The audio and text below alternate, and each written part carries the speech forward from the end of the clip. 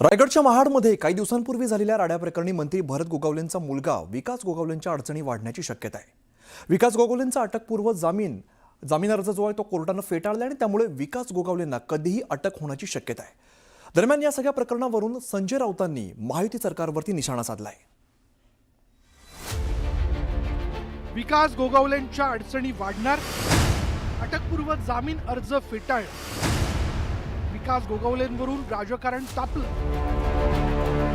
राज्याचे रोजगार हमी मंत्री भरत गोगावलेंचा मुलगा विकास गोगावले कायद्याच्या कचाट्यात सापडले। विकास गोगावले हे युवा सेना कोर कमिटीचे सदस्य आहेत। त्याचं कारण म्हणजे रायगडच्या महाड नगर परिषद निवडणुकीदरम्यान राजकीय राडा झाला होता। या प्रकरणी विकास गोगावलेंचा अटकपूर्व जामीन अर्ज तब्बल 3 वेळा फेटाळण्यात आलाय। विकास गोगावलेंच्या मुद्द्यावरून संजय राऊतांनी सवालाच्या फैरी टाकल्या। महाराष्ट्राच्या कॅबिनेटमधील एक मंत्री भरत गोगावले यांचा मुलगा फरार आहे। त्याच्यावरती तुम्ही प्रश्न का विचारत नाही? फार गंभीर गोष्ट आहे।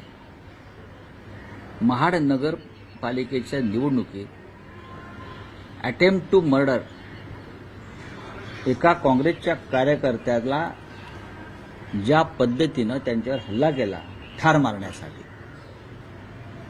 आणि पोलीस यंत्रणा त्यांना मदत करत राहिली, हायकोर्टानं त्यांचा अटकपूर्व जामीन सुद्धा फेटाळला, म्हणजे प्रकरण गंभीर आहे। महाड नगर परिषद निवडणुकीत शिवसेना आणि राष्ट्रवादी काँग्रेसच्या कार्यकर्त्यांमध्ये हाणामारी झाली होती। या प्रकरणी विकास गोगावलेंसह राष्ट्रवादी काँग्रेस कार्यकर्त्यांविरोधात पोलिसांनी गुन्हा दाखल केला होता। त्यावरून आता राजकारण पेटलं। पोलीस आहे ही पोलीस यंत्रणा आहे ही भाजपची टोळी आहे खाकी वर्दीतली। कुठे गेला मंत्र्यांचा मुलगा? कायदा सुव्यवस्थेवर तुम्ही भाषणं देता ना विधानसभेत, विधिमंडळात, कोणालाही सोडणार नाही। मग मंत्र्यांची मुलं, मंत्र्यांचे भाऊ, मंत्र्यांचे बाप कसे सुटतात? संजय राऊताला काही माहिती नाही आहे महाडमध्ये काय घटना घडली, काय नाही, कशी घडली, कुणाकडनं सुरुवात झाली हे त्याला काही माहिती नाही संजय राऊतला। परंतु जे झालं ते झालं।